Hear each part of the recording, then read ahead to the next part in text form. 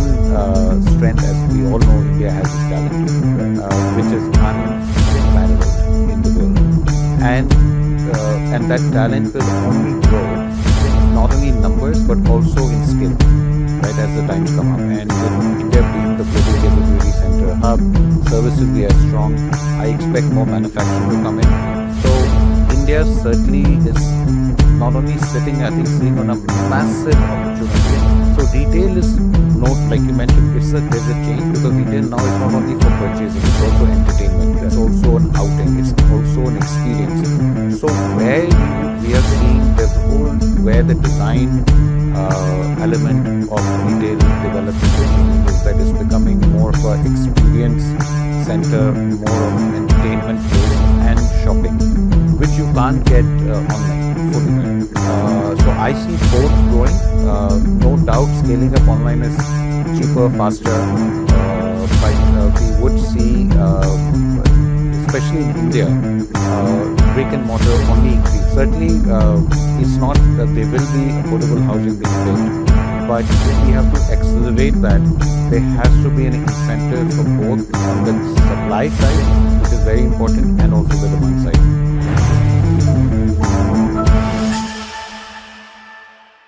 Hello and welcome to Fortune India in Conversation. I am Ashutosh Kumar, and today I have with me as my guest Mr. Anshuman Magazine, Chairman and CEO of CBRE India, Southeast Asia and the Middle East. Thanks a lot, Mr. Magazine, for this conversation. The first question that I'd like you to ask you is, with the kind of disruptions happening in the West Asian market, what is your outlook of the market itself? By when is it going to recover, and what has the impact been so far on the West Asian market in the wake of the war? First of all, I would say that I have a more optimistic view, and there's a reason for that. Right now there's conflict happening. It is real. It has disrupted supply chain, it's disrupted the economy. Investments have slowed down, no doubt. Right. All that is happening.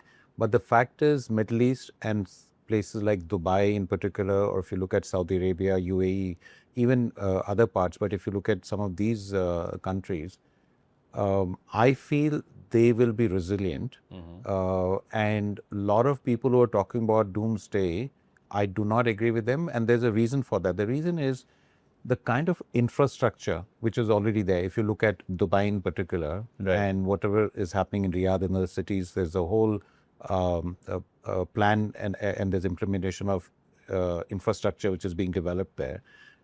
Is that it's not easy to build cities. If you look at anywhere else, it takes at least 30 to 40 years to build a city to a level where it starts, really thriving or prospering. So Right. if you look at the Middle East, there are very few parallels in this region where the infrastructure is, world class, where the taxation there's no taxation, Yes. so it's very attractive, where the banking, the financial systems, look at the airlines, the Right. connectivity is, and this is not only air connectivity, it's port connectivity, is one of the best in the world. One of the big things in a lot of the Middle East cities is that it attracts the best talent from the world, around the world, right?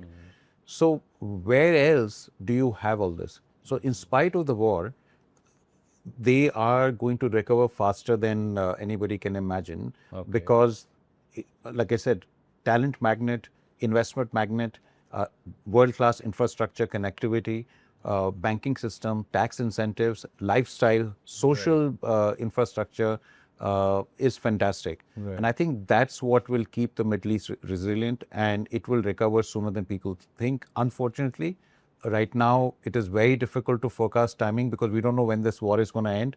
But my gut feel is eventually better sense will prevail, and a lot of these countries will recover faster than expected. What is the sense that you are getting from the investors themselves? You keep talking to people who have got plans for the region and all.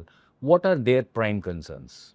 See, of course, the main concern, was that when you have this sense of security and safety, which you take for granted, then of that course, stands compromised. So one of the problems is that again, in life, you shouldn't take anything for granted. I Yes, think that's yes. a big lesson, but it happens because when you're sitting in a place and you could never imagine That drones would fly. and nothing will Yeah. happen, right? So if you look at today's world, hardly any country is safe, right? Or hardly any country you can take for granted that nothing will happen, Right. that there'll be no risk. You know, there's no place like that anymore. The world has changed. So I guess for the investors, that would be the concern. But again, people forget, first of all, there's already a huge amount of investment which is already there from countries, individuals across the world. And second, like I mentioned, that I feel generally, yes, the media may talk about many things, some of them, a lot of them negative. But overall, I just feel even the investors know that this is a market which will certainly will go through this and will be resilient. There's no doubt as far as I'm concerned. Right, point taken. But do you also think that given the kind of a very neutral destination that India offers geopolitically and geoeconomically, are we on the cusp of a big opportunity that is waiting to be tapped? No doubt. I think India's strengths become more apparent. I did, when these things happen, I did mention there's no safe place. But if you look at India, is relatively still in a better position. And we have a thriving democracy. We have put so much money in infrastructure. So India's infrastructure now, connectivity is also better. And number one strength, as we all know, India has is talent, which is unparalleled in the world, and that talent will only grow, not only in numbers but also in skill, right? As the times come up, and with India being the global capability center hub, services we are strong. I expect more manufacturing to come in. So India certainly is not only sitting on a massive opportunity. Now it's up to us. How do we really tap that? Because there are very few countries with the scale we have. Now, if you look at China, after China, which other country has the population we have, right? And again, I mentioned about talent, consumption. The fact is that India really needs to seize the moment and really make sure that, like what we've done in 10 years, the next 10 years we have to do it at the double or triple the pace if we have to achieve what we have set out to be. Right. You know, you've used the right word, in fact, term or expression, seize the moment. So when it comes to seizing the moment, what are the next frontiers, the policy frontiers, or the initiatives that need to be taken? I think number one on top of my head, what comes out is ease of doing business. Right. Whilst we have improved, as you know, in the rankings, we have gone up in ease of doing business than where we were before, which is really good. But we need to accelerate. We still, for someone to invest in India, it should be easier to navigate the market and come in here. So I think that is definitely on top of, should be on top of our agenda. I would say things like legal reforms, enforceability of contracts. Right. Now there are many things. I'm talking about some of the needle movers here. Correct. And labor reforms, because we as a country cannot provide employment to the scale we need to, or grow as a country if we don't look at manufacturing more seriously. Right. So the good news is the government is aware of it, and as you know, there were PLI schemes. There is the government is they're signing FTAs. All this will help manufacturing, and we really need to push on the manufacturing side, which will supplement what is happening in the services side of the industry, and will make a big difference to our country. So yeah, I would say those 2-3 things are key. Of course, the list is very long, but just to make it easier to work in India itself will make a big difference. Right. So apart from the GCCs and the data centers, what are the other emerging trends and the next big frontiers in the Indian real estate market? I would say, of course, data center is the flavor of the season right now. Is saying 170, $80 billion of investment are expected this year.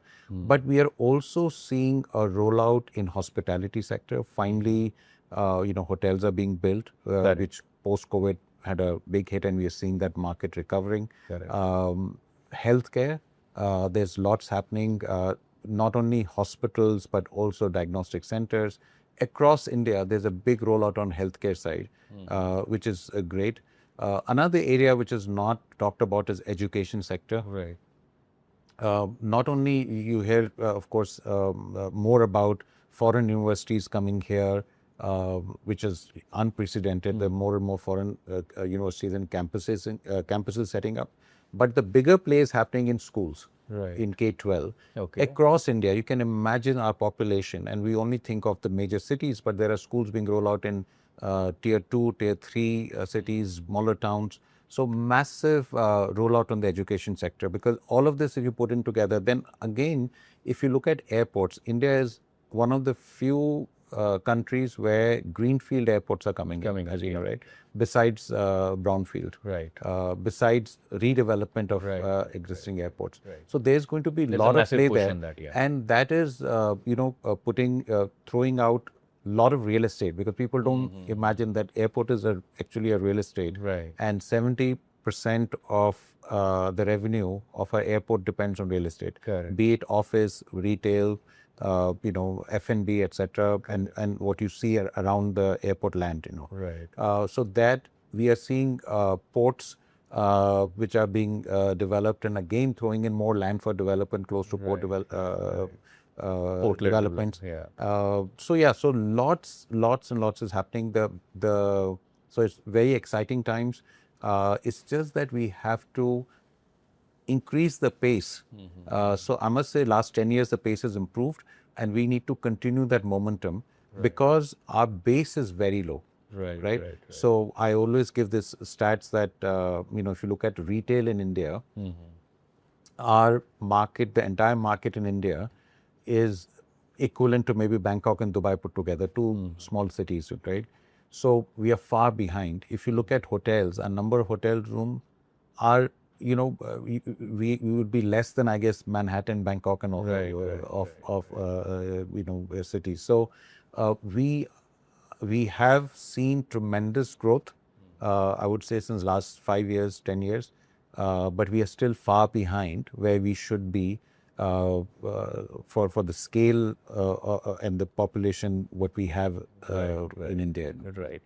So the one thing I'd like to understand from you is that you've mentioned about the airports and other emerging areas, but and retail as well. But when it comes to quick commerce, how do you see quick commerce emerging, and how do you see actually it basically eating into the space of the traditional brick and mortar, so to say? What is your view on that, sir?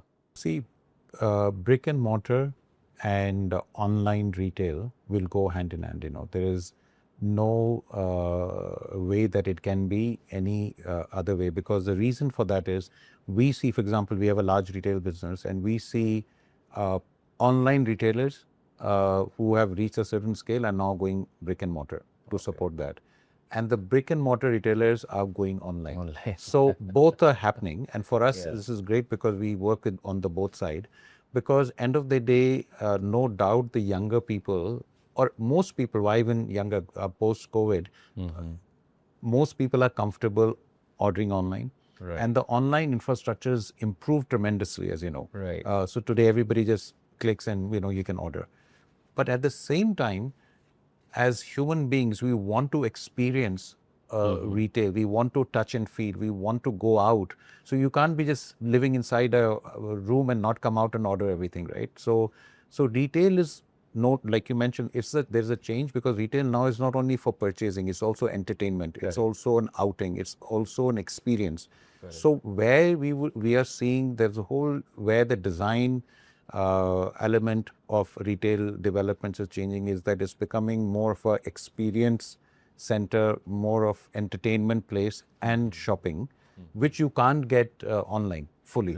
So I see both growing. No doubt scaling up online is cheaper, faster, but we would see, especially in India, brick and mortar only increase, because we still have a very small brick and mortar retail compared to the population we have. So Indian specifically, still will see millions of square feet of brick and mortar retail coming in next few years, because like I said, we have not even covered any. We just still very small part of we're covering a small part of our population right now. Right. Mr. Anshuman, coming to the residential side of it, the one trend that we are seeing exactly is that affordable housing has kind of taken a backseat. What is your view on it, and what are the trends that you are seeing? I mean, is premiumization going to be the way forward, or are we going to see some trends in affordable as well? No, I think it's always a demand and supply issue. There is demand in affordable housing. The challenge is that there isn't, I feel, incentive enough for a developer or someone to come in and do affordable housing. Right. And the reason for that is that it's a huge effort.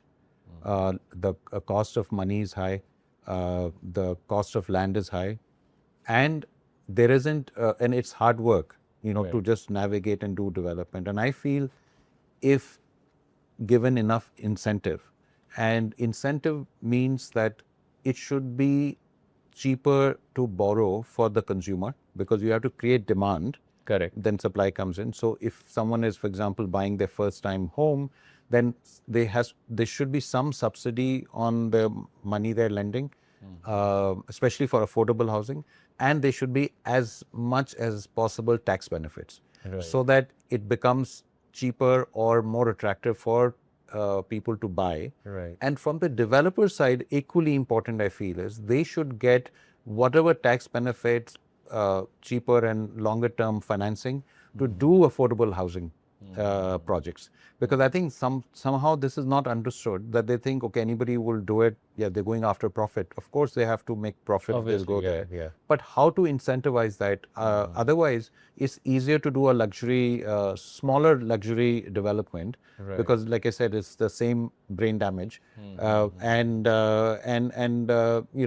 that business and and just continue to do it. So certainly, it's not. There will be affordable housing being built, but if we have to accelerate that, there has to be an incentive for both on the supply side, which is very important, and also the demand side. So we can't say, okay, we're given some tax incentive to a buyer, which is, something, it's not good enough. We will have to really give larger incentives for the affordable housing sector to What start having. could be those incentives, apart from some kind of a subvention on the interest rate or something? Taxation. Now, I mean, there's no reason why if someone has taken a loan to buy their first affordable, again, you can put limits to affordable house, that, you give them that much tax benefit that they feel that, look, they are gaining. So that could be on the demand side. But I would say also on the supply side, because you can stimulate demand, but there's no supply, what will the person buy, right? So how can developers, besides getting besides getting, some cheaper financing and long-term financing, like it happens in infrastructure, but also get such a proper tax benefit that they'll feel that, look, it is profitable to develop affordable housing. And then, of course, if it thrives, the government can always go back and see how it's functioning, but they do need to do more on the affordable housing side. So what could those incentives actually be, apart from subvention on the taxation and some reliefs? What could be the additional measures? Absolutely. And there should be a differentiation between tier 1 cities, tier 2 cities, tier 3 cities and towns, because the values are completely different. Like, affordable in Mumbai is luxury in, let's say, in Hyderabad, or maybe not anymore in Hyderabad, but that's not a good example. But let's say Surat or whatever, right? Yes. So definitely not only the value, the size, all this needs to be defined. And we have to see in that city, what is that median sector? It could be 75 lakh to 1 CR in one place. It could be 40 to 45 lakh rupees in some other tier 2 cities per apartment. Certainly that definition also needs to change. So coming to the premium segment, we get to hear the news that flats worth rupees 50 crore, 100 crores are being sold within minutes, and and people are kind of queuing up to book these flats. So who are these buyers, sir, and what is the larger trend over here? Uh, the buyers are, we know that India at one end, our economy is growing at 6.5-7% Correct. growth.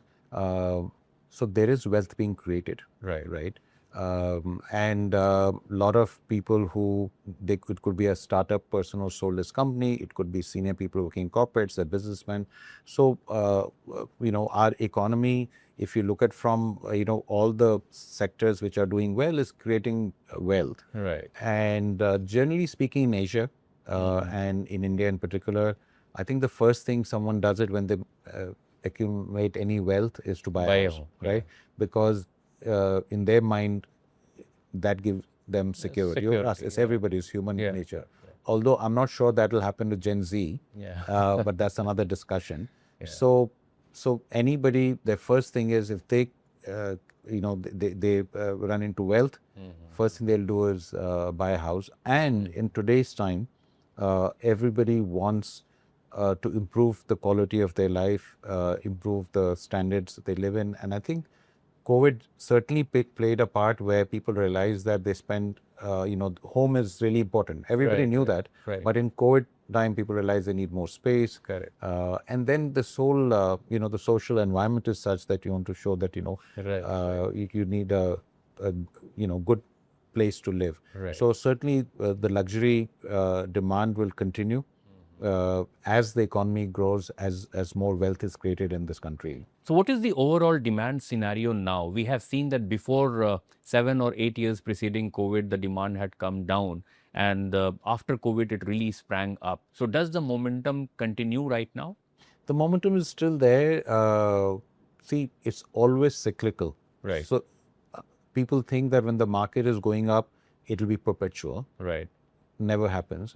And when it's going down, they feel again it's perpetual. It's Right, always a cycle. Right. And if you look at the total supply of apartments here, because it's more easy to sort of keep track of Correct. in India, it's like 250 to 300,000 are sold every year in that range. Let's say average 300,000. Right. With our population, there's nothing in it, Right. right? And equal number approximately are new construction comes in.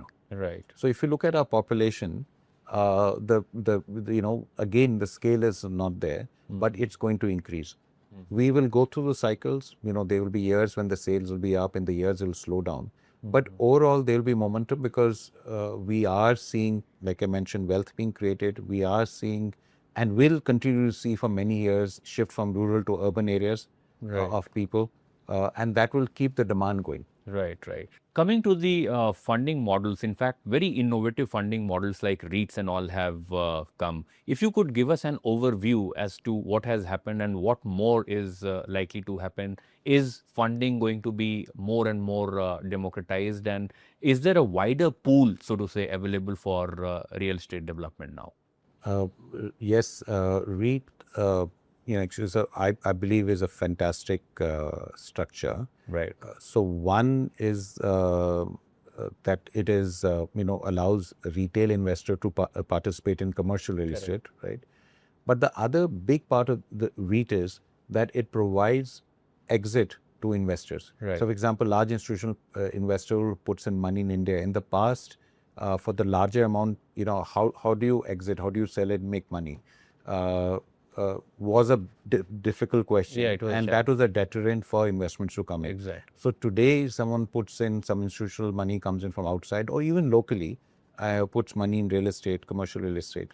They can exit by putting a REIT structure. So that has really made a big difference and has accelerated investments into commercial real estate. Right. We have seen office REITs, but we will see retail.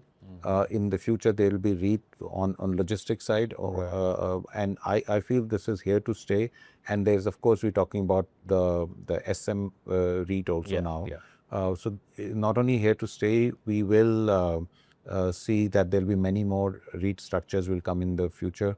Of course, it's also contingent to how the stock market performs. Right. But it's here to stay. It's only going to, we'll only see many more REIT structures in the future. So, Mr. Magazine, you've discussed about funding REITs and all, but India's real estate development has been a long journey. It's been, even if we look at from liberalization, post-economic liberalization. So, what were the big paradigm shifts, and what is the way forward?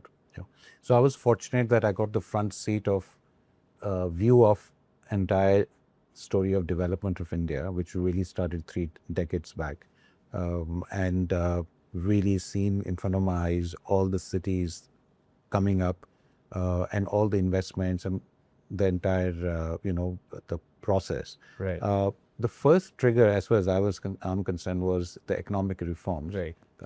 where India opened up, and that really made a big difference. First time that India was part of the global economy, multinational companies were coming in, and we as a company, CBRE, also came around that time because we were the first international real estate consultancy set up in India, part of the whole reform process. Right. And I think after that, the big trigger was in 2005, when government allowed FDI into real estate. Right. And can you imagine, from zero, literally zero equity into real estate, we saw maybe 12, 14 plus billion dollars, which came into the country within 2 years, 2005 to 2007. Right. That completely changed the face of real estate, especially commercial real estate, but even residential. That's the first time there was money coming into real estate. Right.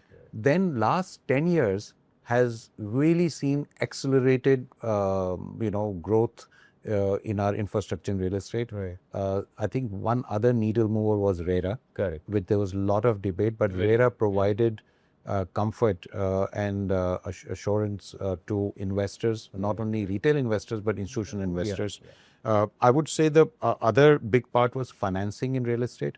I don't think people can even imagine right now that there was a time not long ago, where you could not take a mortgage, you couldn't take a housing loan to buy real estate. Right. So starting from mortgage, residential mortgage coming in, to developers getting listed, IPOs, debt and equity coming in, FDI coming in, private equity players coming in, even 20, 25 years back, banks and financial institutions in India would not lend to real estate. Right. It was seen too risky and Right. not transparent enough. Exactly. Yeah. And from there today, there is private equity players, is debt, banking, financing is happening for real estate projects. REIT structures are come in, IPOs are happening, developers are listed.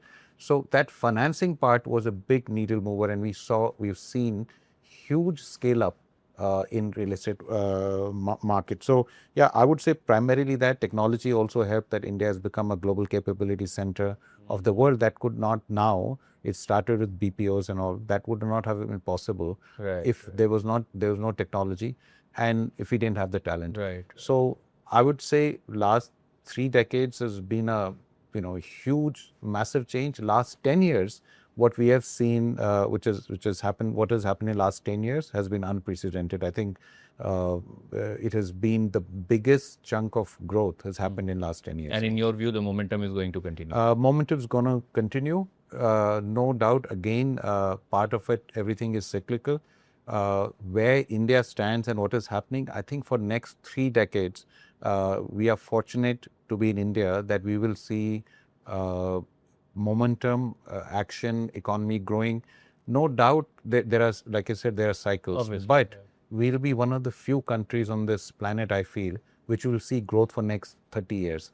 And part of the reason is we still are far behind than where we should be. And so it's we really are in the but best on course position to catch up. No, that's what I'm saying, that we are one of the few countries. I tell everybody that we are fortunate that we are Indians and we are in India, because the growth we'll see in next 10, 20, 30 years will be unparalleled. And it will be really exciting, to just see our country going from a developing country to a developed country. That's what we're going to see. And it's even for the younger people, it's going to be very exciting, and they're more fortunate that they'll be part of this growth. Right. On that note, sir, thanks a lot for this wonderful conversation. So that's a wrap on this edition of Fortune India in Conversation. For more news and updates, keep following Fortune India.